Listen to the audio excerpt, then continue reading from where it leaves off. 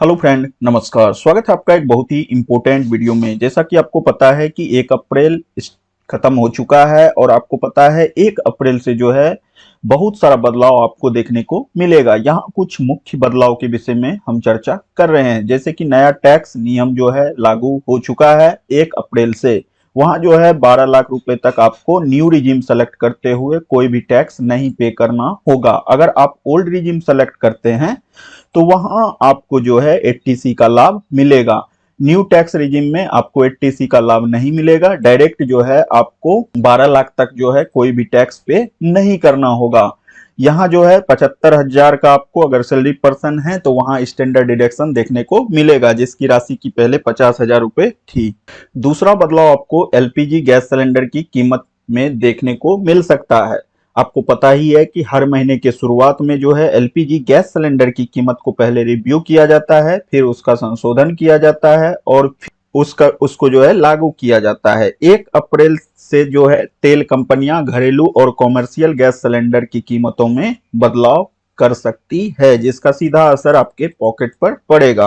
अंतर्राष्ट्रीय तेल की कीमतों और डॉलर के रुपए के साथ एक्सचेंज रेट के आधार पर हर महीने गैस सिलेंडर की कीमत तय होती है। तो इसी के आधार पर हो सकता है 1 अप्रैल के बाद से, जैसा कि अभी 1 अप्रैल खत्म हो चुका है, आपको गैस सिलेंडर की कीमतों में बदलाव देखने को मिल सकता है। यह भी एक इम्पोर्टेंट बदलाव है। जीएसटी नियमों में बदलाव, यह भी आपको देखने को मिल सकता है। भारत सरकार नए फाइनेंशियल ईयर में जीएसटी के नियमों में बड़ा बदलाव करने जा रही है, जिसके तहत 1 अप्रैल से इनपुट सर्विस डिस्ट्रीब्यूटर सिस्टम लागू होने जा रहा है। इस बदलाव का मकसद है राज्यों के बीच टैक्स रेवेन्यू के सही डिस्ट्रीब्यूशन की गारंटी देना। मतलब कि रेवेन्यू का जो है राज्य और इसके बाद केंद्र के बीच सही से जो है डिस्ट्रीब्यूशन हो सके। यह बदलाव जीएसटी सिस्टम को और ज्यादा स्ट्रीमलाइन करने की दिशा में एक बड़ा कदम है। आईएसडी सिस्टम से न केवल राज्यों के बीच टैक्स रेवेन्यू डिस्ट्रीब्यूट होगा, बल्कि व्यवसायी को भी अपनी टैक्स लायबिलिटी को बेहतर तरीके से मैनेज करने में मदद मिलेगी। तो यह भी एक बहुत बड़ा बदलाव आपको देखने को मिलेगा। यह जीएसटी पोर्टल पर आपको देखने को मिलेगा। इसके बाद सेविंग अकाउंट में मिनिमम बैलेंस रखना जरूरी होगा। ठीक है, 1 अप्रैल से अगर आप अपने अकाउंट में मिनिमम बैलेंस का जो रूल है वह फॉलो नहीं करेंगे तो आपको जुर्माना लग सकता है और आपको बैंक जो है उस एवज में कुछ कटौती कर सकती है, आपसे कुछ जो है उसका इंटरेस्ट पेनल्टी ले सकती है। ठीक है, ये मिनिमम बैलेंस जो है अलग अलग बैंकों का अलग अलग होता है। तो आप लोग का जो भी बैंक है निश्चित रूप से वहां जाके एक बार पता कर लीजिए कि सेविंग अकाउंट में मिनिमम बैलेंस कितना रखना जरूरी है, नहीं तो आपको परेशानी हो सकती है। डीमेट म्यूचुअल फंड अकाउंट के नियम होंगे कड़े।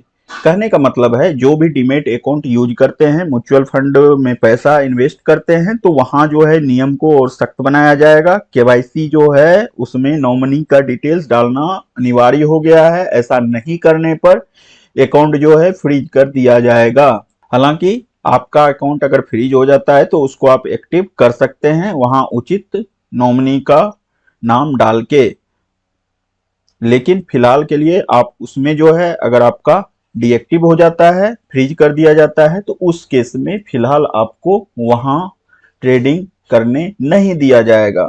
तो आपको ध्यान रखना है, अगर आपका डीमेट अकाउंट है तो वहां जो है आपको देखना है कि आपका नॉमिनी अपडेट है कि नहीं, केवाईसी अपडेट है कि नहीं। अगर आप डिविडेंड पाने का हकदार हैं तो पैन कार्ड और आधार कार्ड को लिंक करना आवश्यक होगा। अगर आप पैन कार्ड और आधार कार्ड को लिंक नहीं करते हैं तो आपको परेशानी हो सकती है। 1 अप्रैल से आपको स्टॉक्स पर डिविडेंड नहीं मिलने वाला। इसके साथ ही आपका जो कैपिटल गेन पर टीडीएस की कटौती भी बढ़ जाएगी। कैपिटल गेन पर जो पहले टीडीएस का रकम कटता था उससे और ज्यादा कटने लगेगा और आपको फॉर्म 26AS में कोई क्रेडिट भी नहीं मिलेगा। तो कहने का मतलब है अगर आप इनकम टैक्स पोर्टल पर जाके अपना आधार और पैन लिंक नहीं करते हैं तो आपको बहुत सारा परेशानी होने वाला है, आप इनकम टैक्स भी नहीं भर पाएंगे। तो अगर आप अभी तक इनकम टैक्स पोर्टल पर जाके अपना आधार पैन लिंक नहीं किए हैं तो जल्द से जल्द कर लीजिए। अभी 1000 रुपये वहां फीस देना पड़ता है, तो वह पे कीजिए, आपका भी लिंक हो जाएगा। इसके बाद अगर आपका टीडीएस कटा है तो वह भी इस फाइनेंशियल ईयर में जो अभी बीता है इसका जो है रिटर्न फाइल होगा, वहां से आप उसको प्राप्त कर सकते हैं। सेविंग अकाउंट और एफडी इंटरेस्ट रेट, इसमें भी बदलाव होने जा रहा है। कई बैंक जो है 1 अप्रैल से सेविंग अकाउंट और एफडी की ब्याज दरों में बदलाव करने जा रही है। SBI bank, HDFC bank, union Indian bank, Punjab and Sind bank और आईडीबीआई बैंक जैसे जो बैंक हैं वह एफडी और स्पेशल एफडी के इंटरेस्ट रेट में बदलाव करने का सोच रही है। आप चेक कर लीजिए कि आपका कौन सा बैंक है, इसके बाद जो है यह ब्याज दर कौन सा रेट है अभी, यह आप उस बैंक के साइट पर जाके चेक कर लीजिए। यह जो है गूगल पर आप डायरेक्ट बैंक का नाम सर्च करेंगे और वहां जो है ब्याज दर को चेक करेंगे तो आपको पता चल जाएगा कि नया एफडी रेट क्या है। अब एफडी होगी ज्यादा फायदेमंद। एफडी जो है अब ज्यादा फायदेमंद होने वाला है। फिक्स डिपॉजिट में निवेश करते हैं तो 1 अप्रैल से एफडी, आरडी और दूसरी सेविंग स्कीम पर बैंक 1 लाख रुपए तक के ब्याज पर टीडीएस नहीं काटेगा। ठीक है, ध्यान दें कि यह लिमिट सीनियर सिटीजन के लिए तय की गई है। उसके लिए ये पहले लिमिट जो है 50,000 रुपए थी, अब इसको जो है बढ़ाकर 1 लाख रुपए कर दिया गया है। वहीं दूसरे निवेशकों को भी राहत दी गई है, उनके लिए यह लिमिट 40,000 रुपए से बढ़ाकर 50,000 रुपए कर दिया गया है। यानी सीनियर सिटीजन को एफडी पर अगर 1 साल में 1 लाख रुपए तक का इंटरेस्ट मिलता है तो उस पर टीडीएस नहीं कटेगा और सीनियर सिटीजन के लिमिट को सीधा डबल कर दिया गया है। मतलब जो 50,000 रुपए था उसको 1 लाख रुपए कर दिया गया है। 1 लाख रुपए तक अगर प्रॉफिट होता है एफडी पर तो उस पर कोई भी टीडीएस डिडक्ट नहीं किया जाएगा। पहले जो है उस पर टीडीएस काट लिया जाता था। तो सीनियर सिटीजन के लिए यह जो है रकम दोगुनी हो गई है। तो यह भी एक महत्वपूर्ण बदलाव है। निश्चित रूप से आप अपने बैंक के साइट पर जाके चेक कीजिए या अपना ब्रांच विजिट कीजिए।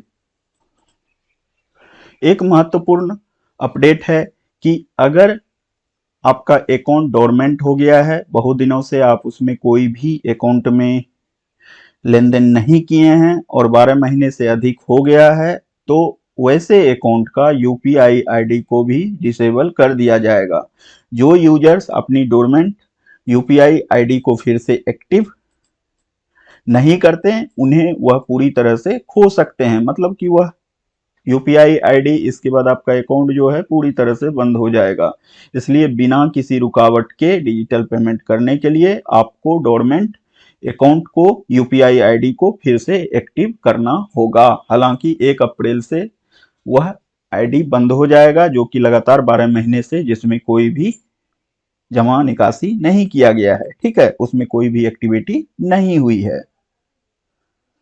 यूपीआई नियमों में बदलाव। National payment corporation of India NPCI 1 अप्रैल 2025 से ऐसे मोबाइल बैंकों के यूपीआई ट्रांजैक्शन को बंद करने वाली है जो लंबे समय से इनएक्टिव है। यानी कि आपके बैंक अकाउंट से कोई पुराना नंबर लिंक्ड है और जो नंबर लंबे समय से बंद है। तो यूपीआई ट्रांजैक्शन को जारी रखने के लिए 1 अप्रैल 2025 से पहले आपको यह काम करना था, लेकिन अब तो 1 अप्रैल बीत गया है। लेकिन फिर भी आप अपने बैंक में जाएं और नया नंबर लिंक करा लें और उससे जो है अपना यूपीआई आईडी अटैच करें, फिर आप जो है यूपीआई ट्रांजैक्शन कर सकते हैं, नहीं तो आपको परेशानी हो जाएगी। ठीक है, तो यह इंपॉर्टेंट अपडेट था जिसकी कि अभी हम चर्चा किए। तो पूरा इंपॉर्टेंट अपडेट जो है आपके लिए यह 1 अप्रैल 2025 से लागू हो चुका है। आप लोग इसको फॉलो कीजिए, नहीं तो बाद में परेशानी हो सकती है। तो ऐसे इंपॉर्टेंट जानकारी से जुड़े रहने के लिए चैनल को सब्सक्राइब कर सकते हैं। वीडियो कैसा लगा निश्चित रूप से कमेंट में बताइए। चैनल पर नए हैं तो सब्सक्राइब जरूर कर लीजिए। मिलते हैं नए वीडियो में नई जानकारी के साथ। अपना ख्याल रखिए, खुश रहिए। बाय बाय, जय हिंद, वंदे मातरम, नमस्कार।